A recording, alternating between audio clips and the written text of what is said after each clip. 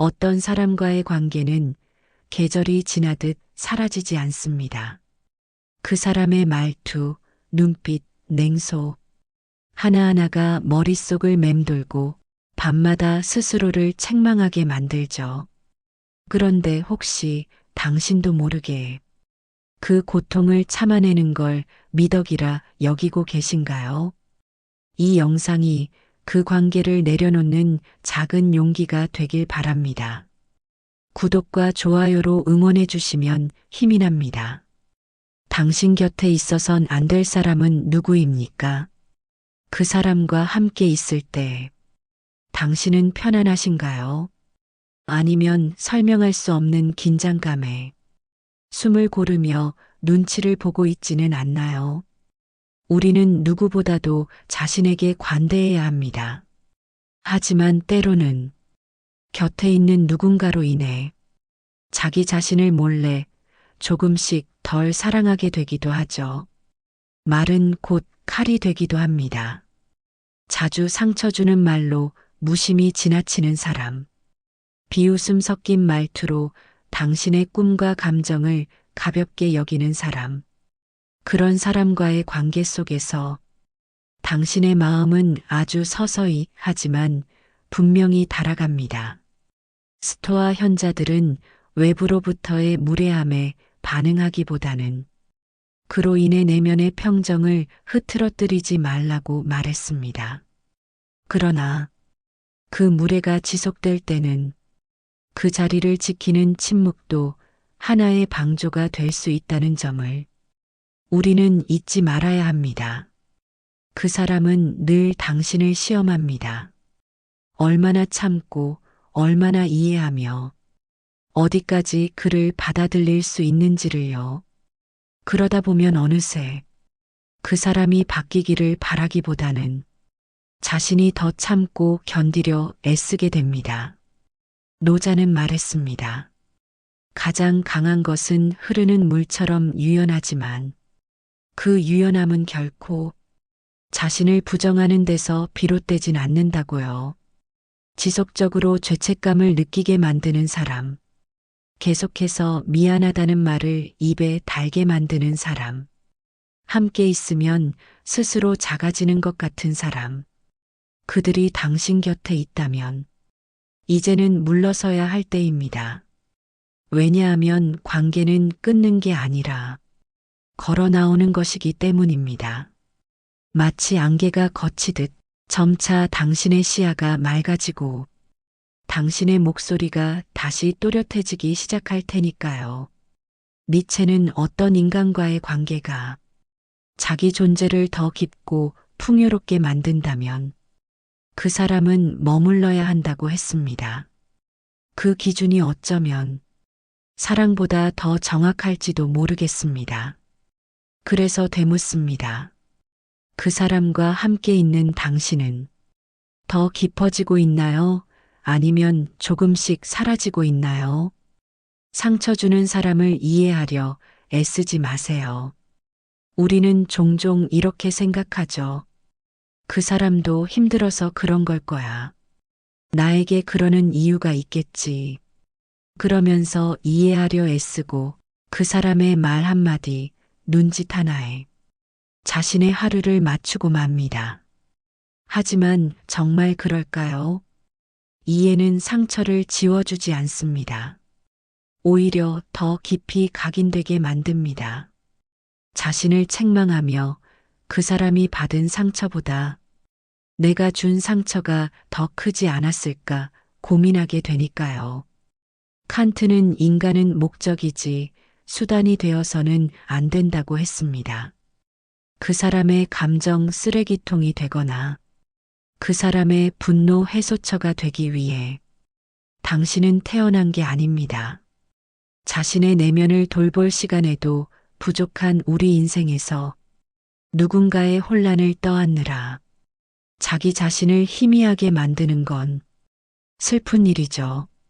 무관심한 말투, 반복되는 비난, 일방적인 요구, 그 모든 것들이 사랑이라는 이름 아래 용인될 수는 없습니다. 사랑은 그런 식으로 당신을 소비하지 않아요. 어떤 사람은 늘 비가 오는 날처럼 자신의 우울을 타인에게 쏟아냅니다. 그런 이와 함께 있으면 당신도 어느새 흐려지죠. 하지만 삶은 맑은 날만으로는 이뤄지지 않듯 곁에 있는 사람도 당신을 맑히는 존재여야 합니다. 비와 햇살이 균형을 이뤄야 하듯이요. 당신이 자꾸 웃음을 잃고 있다면 이제는 질문을 바꿔야 합니다. 왜 저 사람은 그런 걸까가 아니라 왜 나는 여전히 곁에 있는 걸까? 왜 나는 떠날 생각을 하지 못하는 걸까? 이 질문은 당신을 위한 문이 됩니다. 비로소 그 관계에서 걸어 나올 수 있는 첫 발걸음이 되죠. 아리스토텔레스는 좋은 관계는 상호적인 덕의 성장 위에서 이뤄진다고 했습니다. 그 말은 곧 함께 있을수록 더 나아지는 사이라면 그 관계는 이어가야 하지만 그렇지 않다면 헤어짐이 오히려 사랑일 수 있다는 뜻이기도 합니다. 이해하지 말고 떠나세요. 그건 당신이 냉정해서가 아니라 당신이 더 이상 자신을 무너뜨리고 싶지 않다는 뜻이니까요. 늘 나를 힘들게 만드는 사람은 누구인가요? 사람은 사랑하는 존재로 인해 가장 깊이 상처받기도 합니다.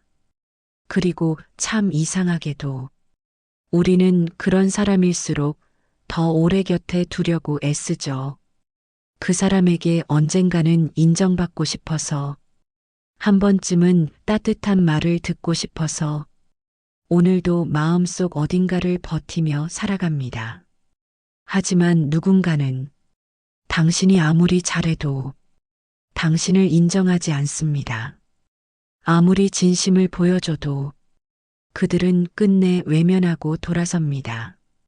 그럴 땐 사랑보다 오래된 감정이 있다는 걸 기억해야 해요. 그건 바로 두려움입니다. 외면당할까봐, 혼자 남겨질까봐, 혹은 실패한 관계라는 낙인이 찍힐까봐 우리는 스스로를 감옥에 가둬둡니다. 그리고 그 감옥의 문은 사실 바깥에서 열리는 것이 아니라 당신 손 안에 있습니다. 노자에 따르면 흐르는 강물은 늘 낮은 곳으로 향하지만 결국 모든 것을 품어낸다고 했습니다. 당신도 그렇게 유연할 수 있습니다.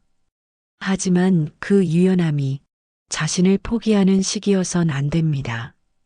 어떤 사람은 당신의 밝음을 두려워합니다. 당신의 웃음을 부담스러워하고 당신의 다정함을 당연하게 여깁니다. 그 사람은 그저 자기 방식대로 당신을 조정하고 싶은 겁니다. 그리고 당신은 그 사람 앞에서 언제나 눈치를 보게 되죠. 그의 기분, 반응, 말 한마디에 따라 당신의 하루가 좌우되니까요. 그런 관계는 더 이상 관계라 할 수 없습니다. 그건 통제고 지배이며 당신의 존재를 흐리게 만드는 감정의 덫입니다. 니체는 말했습니다. 사람은 스스로에게 먼저 충실할 수 있을 때 비로소 타인과의 건강한 관계를 맺을 수 있다고요. 당신이 계속 무너지고 있다면 그건 사랑이 아니라 종속일 가능성이 큽니다. 당신은 더 이상 누군가의 그림자 안에 머물러선 안 됩니다. 당신은 스스로 빛을 낼 수 있는 존재고 그 사실만으로도 곁에 누가 있어야 하는지 이미 답은 정해져 있습니다. 그 사람은 정말 곁에 있어야 할 사람인가요? 아니면 당신이 외로움을 덜어내기 위해 붙잡고 있는 망상인가요? 이제 그 망상에서 한 발 물러나야 할 시간입니다. 사랑이라는 이름으로 가려진 폭력. 사랑이라는 말은 때때로 가장 잔인한 가면이 됩니다. 그 사람은 말하죠. 이 모든 건 너를 위한 거야. 다 너를 사랑하니까 그러는 거야. 하지만 그 말 뒤에는 늘 당신을 조종하려는 욕망이 숨어 있습니다. 누구보다 가까운 사람이 당신을 통제하려 들 때 그건 사랑이 아니라 폭력입니다. 그가 당신을 위해 한다는 그 모든 행동은 사실 당신을 길들이기 위한 조건일 수도 있죠. 칸트는 인간이 타인을 수단으로 대할 때 그 관계는 더 이상 윤리적이지 않다고 말했습니다. 그가 당신에게 기대하는 모습이 있다면 그건 당신의 진심이 아닌 그의 기대 속 허상일 뿐입니다. 당신이 아무리 노력해도 그 사람의 눈빛은 늘 부족함을 이야기합니다. 왜 이렇게밖에 못해? 이게 내 최선이야? 이런 말은 평가이자 처벌입니다. 당신이 그의 기준에 맞지 않을 때 그는 말보다 침묵으로 무시로 당신을 작게 만듭니다. 그 침묵은 참 잔인하죠. 말보다 더 아프고 외면보다 더 차갑습니다. 당신은 해명하듯 변명하듯 스스로를 설명하며 그의 마음을 얻으려 애씁니다. 하지만 그 마음은 애쓴다고 얻어지는 게 아닙니다. 그는 당신을 사랑하고 있는 것이 아니라 당신을 통해 자신의 결핍을 채우고 있는 겁니다. 니체는 관계란 서로의 고유한 세계를 인정하면서도 함께 춤출 수 있는 여백이어야 한다고 했습니다. 그 사람과의 관계에 그 여백은 있나요? 숨을 쉴 공간, 침묵해도 괜찮은 평안, 실수해도 괜찮다는 신뢰가 있나요? 그렇지 않다면 그 사랑은 이미 변질된 것입니다. 사랑이라는 이름으로 당신을 비난하고 통제하고 조종한다면 그건 관계가 아니라 감정의 감옥입니다. 당신은 누구의 허락 없이도 지금 이 모습 그대로 충분한 존재입니다. 누군가를 위해 바꾸지 않아도 되고 누군가의 기준에 맞춰 살아가지 않아도 됩니다. 무너진 자존감을 다시 세워줄 사람은 그 누구도 아닌 당신 자신입니다. 이제는 그 이름만 남은 사랑을 내려놓아야 합니다. 그래야 진짜 사랑이 당신 곁에 다가올 수 있으니까요. 왜 그 사람 앞에서만 나는 작아질까? 이상하죠. 다른 사람들과 있을 땐 괜찮은데 그 사람 앞에서는 유독 작아지고 말이 줄고 표정이 굳습니다. 말을 고르고 눈치를 보며 마치 시험을 치르듯 긴장하게 되죠. 그건 단지 성격의 차이도 상대가 예민해서도 아닙니다. 그건 감정의 위계가 생겼다는 뜻입니다. 그 사람은 언제나 중심이고 당신은 주변입니다. 그가 편안할수록 당신은 불편해지고 그가 만족할수록 당신은 더 애써야 합니다. 스토아 철학자들은 말했습니다. 누군가의 인정을 갈구하는 마음은 자신의 가치를 그에게 넘겨주는 일이라고요. 당신의 존재는 누군가의 평가로 완성되는 것이 아닙니다. 하지만 우리는 찾고 있습니다. 그 사람 앞에서는 더 열심히, 더 착하게, 조금이라도 덜 미움받기 위해 자신을 억누릅니다. 그러다 보면 자신의 감정이 뭔지도 모르게 되고 속상하면서도 미안하고 화나면서도 눈물이 나고 복잡한 감정 속에서 자신이 어떤 사람인지조차 헷갈려집니다. 그건 결코 건강한 관계가 아닙니다. 사랑은 당신을 위축시키지 않습니다. 사랑은 당신이 숨 쉬듯 자연스럽게 자신을 표현할 수 있게 해줍니다. 노자는 말했습니다. 억지로 붙잡는 것은 반드시 부러진다고요. 그 사람의 마음이든 그 관계든 너무 애쓰지 않아도 유지될 수 있어야 진짜 연결입니다. 그 사람 앞에서 당신이 가장 나답지 않다면 그 사람은 당신의 곁에 있어선 안 됩니다. 이제는 그 감정의 사슬을 끊어야 합니다. 당신은 누군가의 기준에 갇혀 자신을 깎아내리는 사람이 아니라 스스로의 빛을 지켜내야 할 사람입니다. 아리스토텔레스는 우정이란 서로가 서로에게 거울이 되는 것이라 했습니다. 그 사람 앞에서 당신이 자꾸 흐려진다면 그 거울은 이미 금이 간 거예요. 사람은 함께 있을수록 더 자기다워질 수 있어야 합니다. 그 사람과의 시간이 당신을 침묵하게 만든다면 이제는 말해야 할 시간입니다. 그리고 그 말은 자신에게 하는 첫 고백일 겁니다.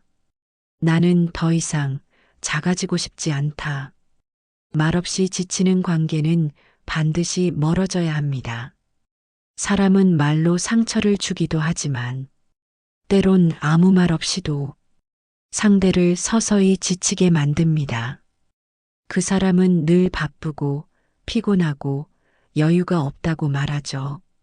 그러나 정작 당신 앞에서만 유독 무관심하고 냉담한 표정을 숨기지 않습니다. 그렇게 당신은 상대의 기분을 헤아리고 상대의 피로를 배려하면서 자신의 감정은 잠시 접어둡니다.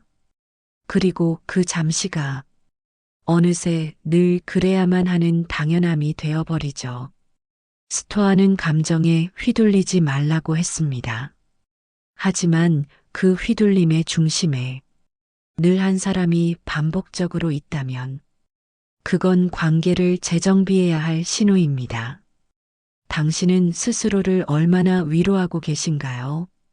그 사람의 침묵 뒤에서 얼마나 많은 추측과 오해를 감내하며 자기 탓을 반복하고 있나요? 그 사람은 당신을 기다리게 만들고 당신을 설명하게 만들고 당신의 마음을 당신 자신보다 더 의심하게 만듭니다. 노자는 모든 관계는 자연스러운 흐름 속에 있어야 한다고 했습니다. 억지로 말을 이으려는 관계, 일방적인 연락, 혼자만의 배려로 유지되는 연결은 이미 균형이 무너진 관계입니다. 그 사람이 당신을 피곤하게 만든다면 그건 감정의 소통이 아니라 감정의 착취입니다. 당신은 지금 마음속 어딘가를 포기하면서 그 사람을 이해하려 애쓰고 있진 않나요? 그래야만 관계가 유지될 수 있다는 생각에 조용히 자신을 덜어내고 있진 않나요? 아리스토텔레스는 진정한 우정은 기쁨을 나누는 것뿐 아니라 고통을 나눌 수 있는 동행이라고 했습니다. 하지만 그 사람은 당신의 고통에 언제 귀 기울였나요? 당신의 외로움에 언제 다가왔나요?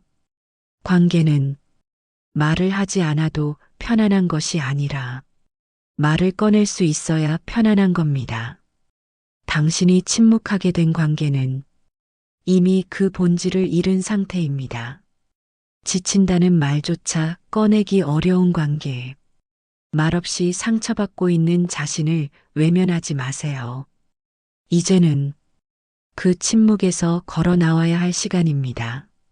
니체는 말했습니다. 자기 안의 목소리를 귀 기울이지 않는 자는 결국 타인의 소음 속에서 길을 잃는다고요.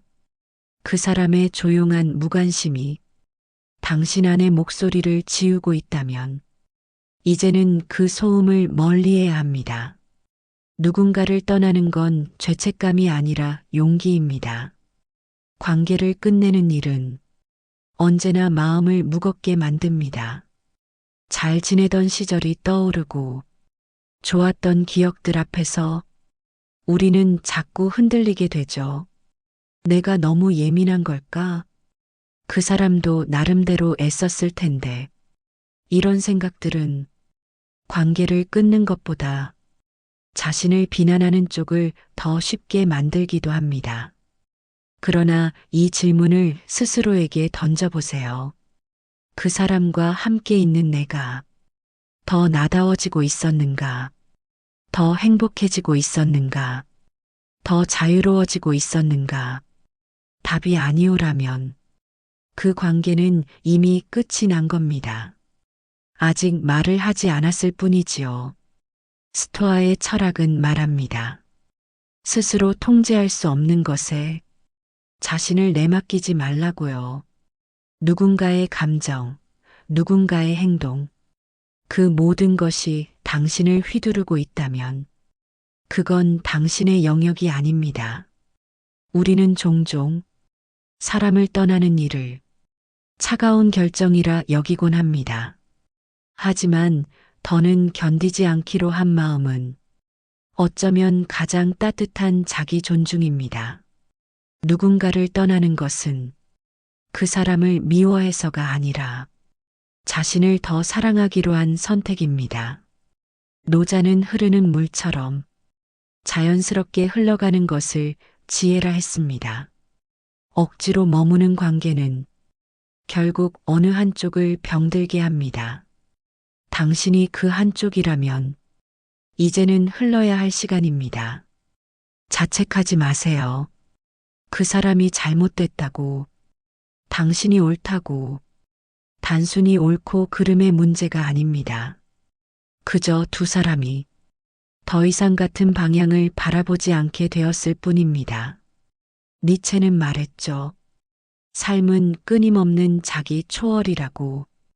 그 초월은 때로 무언가를 떠나는 일에서부터 시작됩니다. 관계는 버티는 게 능력이 아닙니다.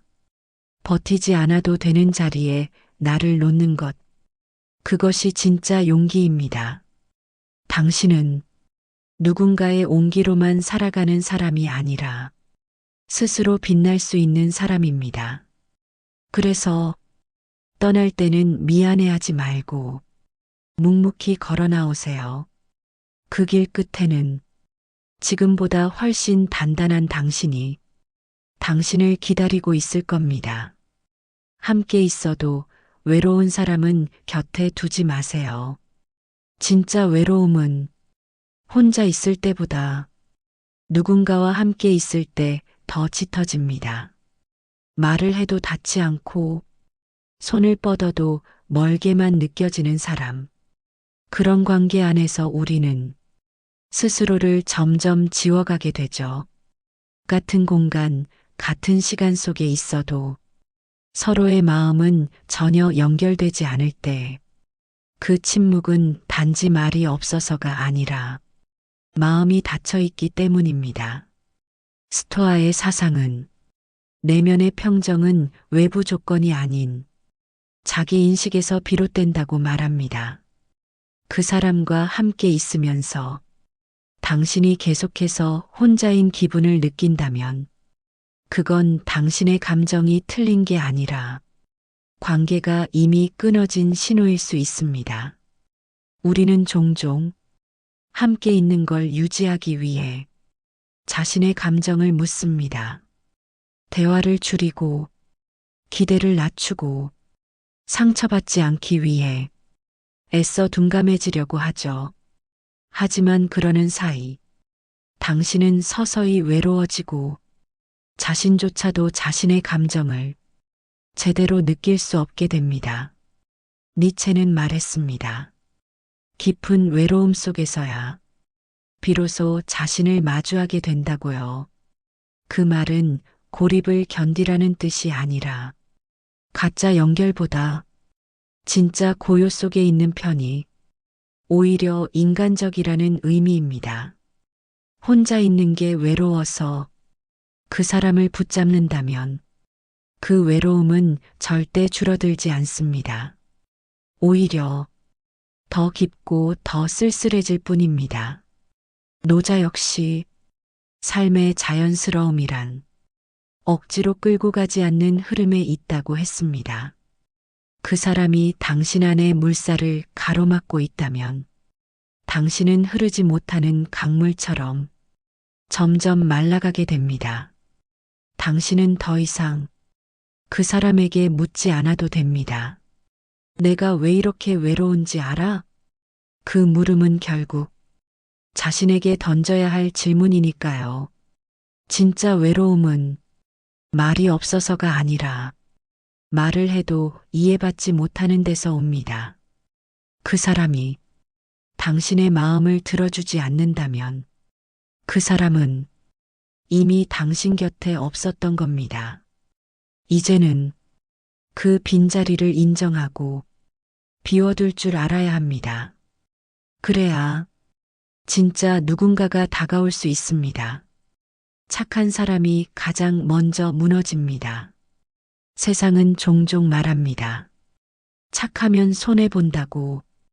그래서 우리는 착한 사람보다 영리한 사람이 되길 권하죠.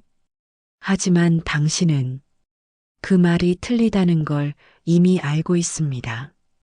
왜냐하면 당신은 지금도 누군가를 이해하려 애쓰고 기억하고 배려하며 조용히 상처받는 쪽을 선택하니까요.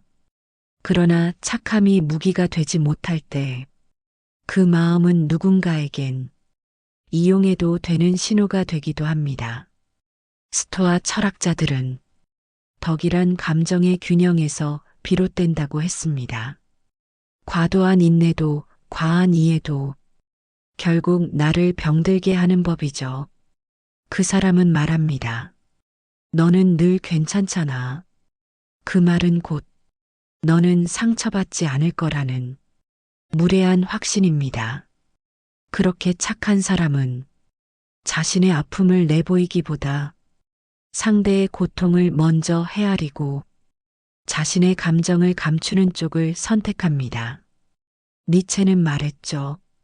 자신을 태워 남을 밝히는 존재는 언젠가 쟤만 남는다고요. 당신은 그 누구보다도 상냥하게 대했고 불편한 말도 삼켜가며 관계를 지켜내려 했습니다. 그런데 정작 그 관계 안에서 당신은 가장 먼저 지쳐 있었던 건 아닌가요? 노자의 지혜는 부드러움이 강함을 이긴다고 말하지만 그 부드러움은 결코 자기를 상하게 하는 연약함이 아닙니다. 당신이 그동안 참아왔던 침묵, 양보했던 자리, 넘어갔던 말들, 그 모든 것들이 쌓여 이제는 더 이상 미덕이 아닌 자기 파괴가 되어가고 있다면 그 착함은 잠시 내려놓아야 할 때입니다. 사람은 누구나 사랑받을 자격이 있습니다.